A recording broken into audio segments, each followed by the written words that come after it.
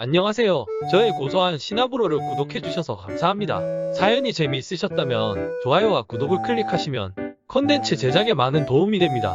그럼 오늘의 사연을 시작합니다. 낚시 대회가 열리던 날, 서둘러 낚시 도구를 챙겨 차에 올랐다. 낚시 도구라고 해봐야 나름대로의 기술만 내세울 뿐 별 다른 게 없었다. 만약을 대비해서 릴이나 대낚시도 챙겼지만 나는 깡통 낚시가 제일 자신있고 편하다. 빈 깡통에 낚시줄을 감아 낚시에 미끼를 달고 있는 힘껏 멀리로 던져 땅에 꽂아둔 방울에다 걸어두면 입질을 할 때 걷어들이면 되는 것이다. 다만 어디쯤 던지면 고기가 낚일 것인지 포인트 선정을 잘해야 하겠지만 차는 드라이브를 하기에 멋진 소양강 줄기를 따라 소양댐을 향해 달렸다. 오래전 새벽 바람을 맞으며 드라이브를 하던 때가 생각났다. 사랑하는 정아와 함께 한 행복했던 시간들이었는데 지금은 까마득한 추억의 저편으로 쓸쓸히 떠나보내야 하는 미련만이 감돌 뿐이다. 남들보다 먼저 도착해서 맞이하려 하지만 내 맘과는 달리 다들 먼저 와서 나를 기다리고 있었다. 자판기에 커피를 뽑아내미는 보병부대 출신의 양상사가 기혼인 사람들보다도 총각이 제일 늦었다며 흰잔을 준다. 트렁크에서 무거운 바켓을 드러내니 무엇이냐고 묻는다. 물고기를 잡으면 담으려고 준비했다고 하니 다들 웃고 난리다. 커피를 다 마신 나는 늦게 도착하여 미안한 마음에 다른 이들의 짐까지 배에다 실으며 부지런히 떨었다. 배는 20여 분을 달려 소양호의 한적한 곳에 다다랐다. 수심이 깊어서인지 자주 와본 듯한 사람들은 밧줄부터 챙기는 것이다. 어떤 용도냐고 물으니 기다려보란다. 저걸로 뭘 할까?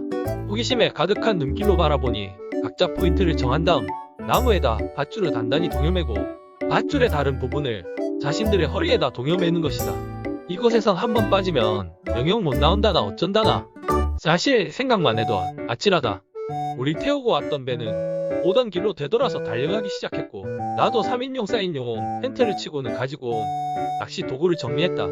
주위를 둘러보니 이번 대회에서 1등을 하겠다는 비장한 각오로 준비들을 해온 것인지 낚시대가 7에서 8대는 보통이었다. 일낚시 하나와 대낚시를 미끼도 달지 않고 그냥 던져두었다. 그리고는 개조된 텐트의 내부 바닥 부분에 있는 자크를 열어 작은 야전삽으로 둥글게 파기 시작했다. 퍼낸 흙은 조금씩 물속에다 던지며 버렸다. 어느 정도의 깊이까지 땅이 파이자 가지고 온 바켓스의 내용물을 그 속에다 넣고 언제든 열고 닫을 수 있도록 텐트 바닥에 자크를 조금만 채워놓고는 배낭과 걸치고 있던 점퍼로 위장했다. 바켓스 속의 내용물은 다름 아닌 민물장어였다. 혹시라도 이번 낚시 대회에서 성과가 좋지 못하면 참석한 사람들과 장어구이라도 해먹으려고 준비를 해온 것이다. 양식 장어였지만 키우는 서식지에 따라 색깔이 변하므로 자연산에 가까운 곳으로 준비를 했다.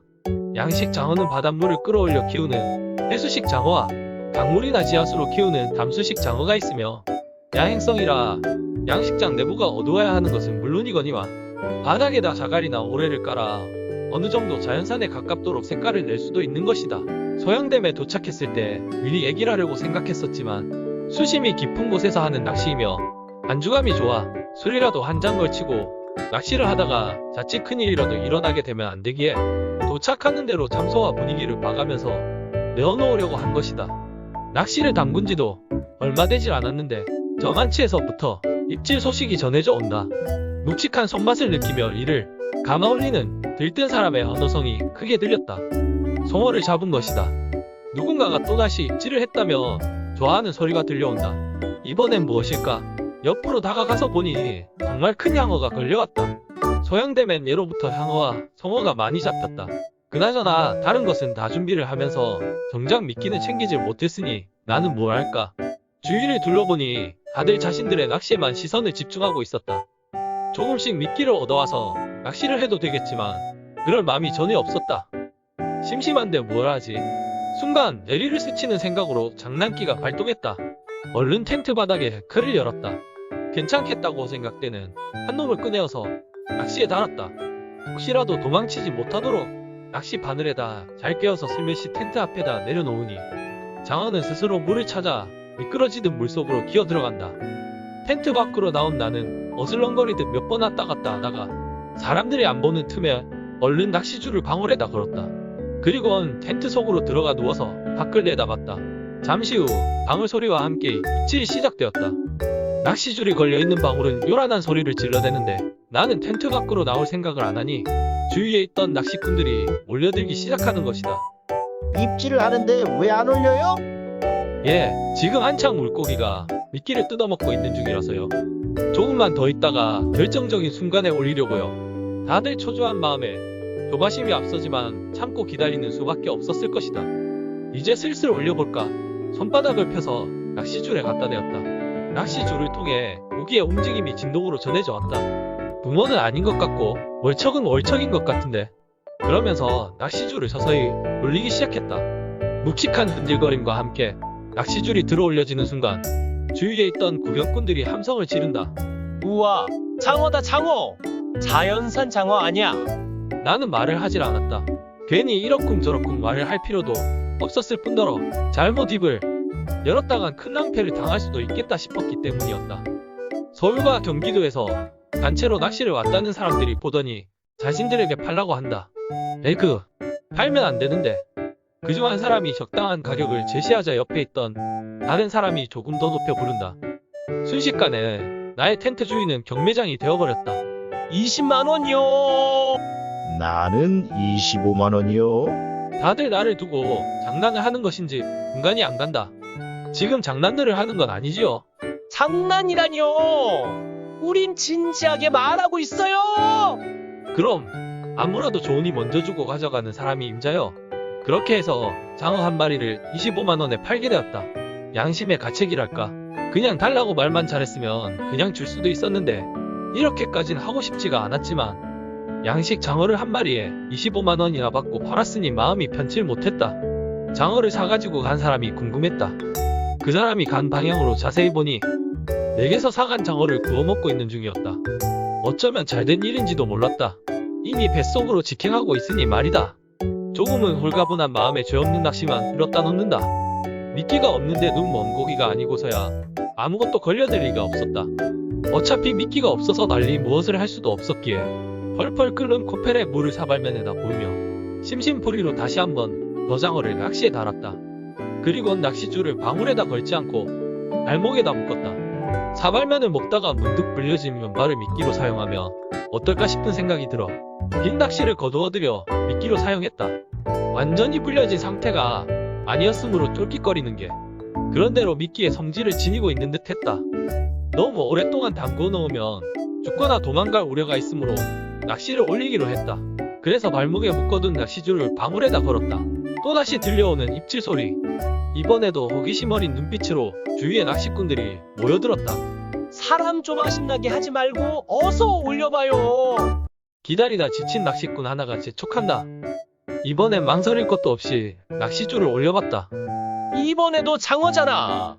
순식간에 주위엔 많은 사람들이 몰려들었고 나는 은근히 진땀을 흘려야만 했다. 그때 마치 구세주라도 되는 것처럼 그때를 놓이지 않고 함께 동참하는 게 있었으니 그것은 다름 아닌 좀 전에 미끼로 사용한 면발의 낚시에서 올리는 입질 소리였다. 나는 장어가 걸려있는 낚시줄을 바로 옆에 있는 사람에게 부탁하고 얼른 낚시를 올렸다. 아주 큰 월척의 송어였다.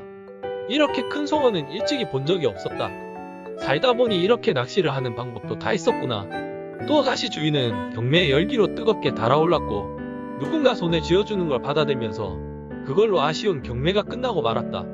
물론 방금 잡은 송어도 함께였다. 먹다 남은 사발면에 면발을 낚시에 끼우다 느껴지는 시선이 있어 돌아다 보니 낚시꾼 하나가 유심히 지켜본다. 설마 들켰을까? 그는 말없이 내게로 다가와 주춤거렸다. 저 도대체 어떤 미끼로 사용하는지 알려주실 수 있겠는지요? 예? 휴! 안도의 한숨이 절로 나왔다. 사실은 미끼를 준비하지 못해서 사발면으로. 하하. 그는 고맙다는 인사말을 남기고 가더니 자신의 미끼를 조금 나눠 주곤 돌아갔다. 장어를 낚는 것도 너무 자주 써먹으면 되겠다 싶어 방금 낚시꾼이 주고 간 미끼를 사용해서 송어와 붕어, 황어를 잡아서 장어와 함께 바켓스에 넣어두었다. 물론 장어의 주둥이에다 낚시줄을 걸어 한 뼘 가량의 길이로 낚시줄을 끊어 놓았지만 한 곳에서 계속 장어를 잡아 올리는 것도 이상할 것이라는 생각이 들자 텐트에서 조금 떨어진 곳에다 방울을 2개 꽂고는 깡통 낚시를 하나 던져 놓았다. 그리곤 텐트로 돌아와 장어를 달아서 발목에다 묶은 다음 물속으로 보내면서 방금 낚시를 던져놓은 곳으로 갔다. 멀리서 보면 내가 그냥 걸어가는 것으로 보이겠지만 물속에 매달려 있는 장어가 나의 발목에 묶인 채로 끌려가는 것은 보이지 않게 되는 것이다. 이번에도 성호와 함께 장어를 낚아올렸고 내 뜻과는 상관없이 그들은 나에게 돈을 쥐어주었다. 텐트에 또 잡아놓은 것이 있다고 했더니 그중 한 명이 얼른 뛰어가서 고기가 담겨있는 바켓을 들고 온다. 본의 아니게 목돈을 움켜쥐게 되었지만 마음 한구석엔 똥이라도 삼킨 것처럼 마음이 편치 않았다. 다들 각자의 낚시터로 돌아가고 한 낚시꾼이 남았다. 커피를 타서 한 잔씩 마셨다. 정말 진한 게 달콤하니 좋았다. 그는 조심스레 나의 눈치를 보더니 말을 건넨다. 저 죄송하지만 예? 무슨 말씀이신지. 저기 이 자리를 제게 파실 수 없겠는지요? 이 자리라고 하면 텐트에서 떨어진 곳이며 방금 송어와 장어를 건져 올린 곳이다. 자리를 팔다니요. 솔직히 제가 가진 돈이 얼마 되질 않습니다. 괜찮으시다면 이거라도 받으시고 자리를 파실 수는 없겠는지요? 대충 봐도 10여만 원은 되는 것 같았다. 돈을 받고 자리를 파는 건 좀 그렇습니다. 저도 잡을 만큼 손맛을 보았고 그냥 이곳에서 낚시하세요. 예? 그래도 되겠습니까? 물론입니다. 그 대신 많이 잡으셔야 합니다. 정말 고맙습니다. 텐트로 돌아왔다. 송어와 붕어, 상어를 몇 마리 잡았다. 장어를 2마리 정도 낚시에 달아 바켓스에다 넣었다. 그리고 누워있으려니 자리를 사겠다던 남자가 뛰어온다. 엥, 이번엔 정말 들킨 건가? 텐트 밖으로 나가지도 않았는데. 저 안 되겠어요. 자리를 사야 낚시가 되지. 그냥 양보받아서 낚시를 해서인지 별로네요. 그러면서 10여만 원을 손에다 쥐어준다. 안 됩니다. 이 돈을 받으면. 아니요, 받으셔야 합니다. 어서 받으세요. 이런 정말 난감한 순간이다. 어쩌지? 사실대로 말을 할 수도 없고. 그때 방울 낚시에서 입질하는 소리가 들렸다. 저기, 죄송하지만 저 대신에 한번 올려봐 주시겠습니까? 네? 제가요. 예, 어서요. 그는 서둘러 낚시줄을 당기기 시작했고 이번에도 굵직한 장어가 올라왔다. 바로 옆에 낚시에서도 계속 입질을 해대는 것이다. 또 그에게 씹혔고 그는 부지런히 끌어올렸다. 이번에는 장어와 송어가 잡혀 올라왔다.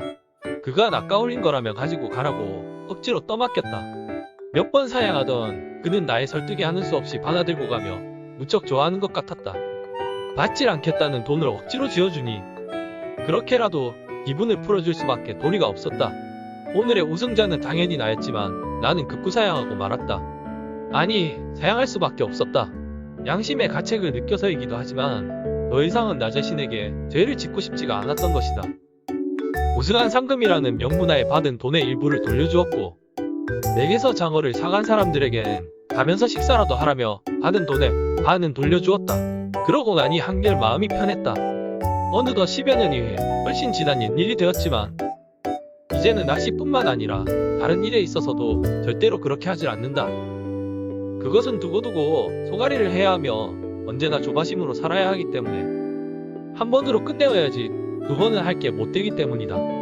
그날 참석했던 모든 분들께 이 자리를 빌어 용서를 구하고 싶다. 정말이지 보니가 아니었음을 강조하면서